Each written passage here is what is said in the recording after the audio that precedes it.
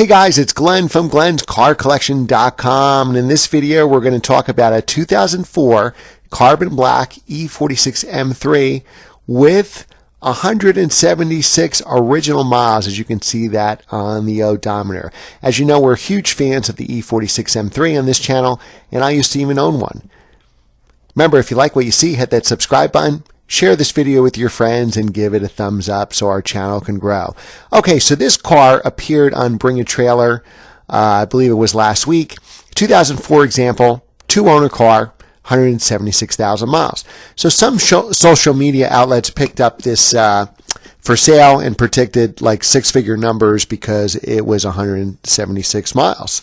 Now, I didn't think it would sell for big money. It was an SMG car. Maybe if it was a manual in perfect condition, it is in a desirable color, carbon black, but it's not an 05 or 06 with the competition package or in a rare color. It's in a very nice color, but not necessarily a rare color.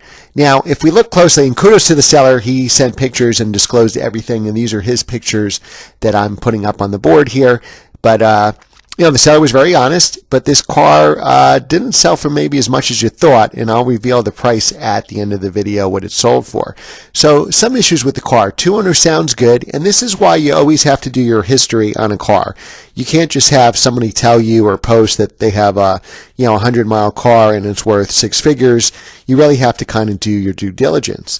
So the issue with this car is the seller only owned it for a couple months, and who knows, maybe he got it for a real cheap price and thought he can make money on it, or maybe he thought he can drive this car, and then maybe he thought, it's been sitting for 14 years, I'm going to have to stick some money in it, or every mile I put on it devalues it. Or a lot of times, you buy the car, and sometimes the journey to buy the car is more exciting than owning the car.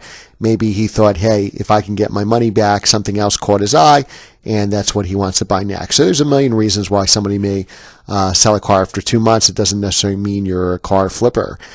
So on closer inspection with this car, the issue is the first owner bought this car, and I'm not sure what he was thinking.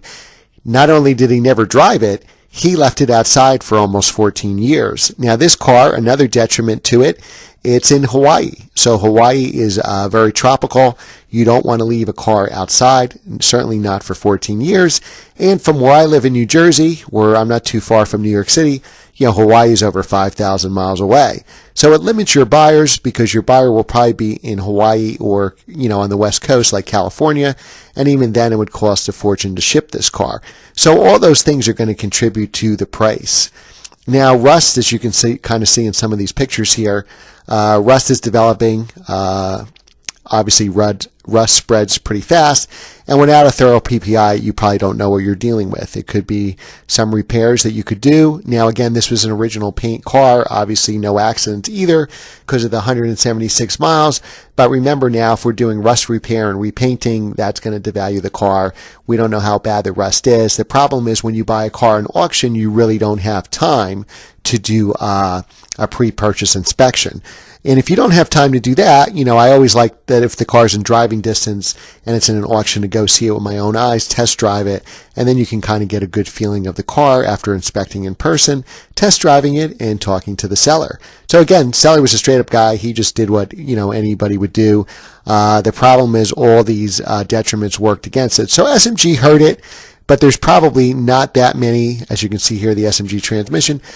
There's not that many cars with less than 200 miles on it, so that would hurt some of the value compared to a manual, but maybe not all of the value. So I think what really hurt this is being outside for 14 years, and we don't know what the damage is. The seals are probably rotted on the car.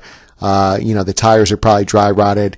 We don't know how bad the rust is. And then it's all the way in Hawaii, and you may have to spend $5,000 to ship it over to the mainland. So unfortunately, all these things went against the car. So the car sold for about $34,000, just under $34,000.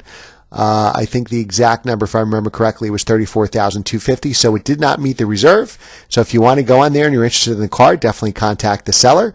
And Remember, on Bring a Trailer, I believe there is a buyer's premium. I forget how much it is. It's probably like 5%. If it's 5%, you're really into this car about $36,000 before you pay sales tax in your state and ship it over. So, a buyer could easily be up to $40,000 by the time he gets it to his house. So again, that's probably the right price paid for this car.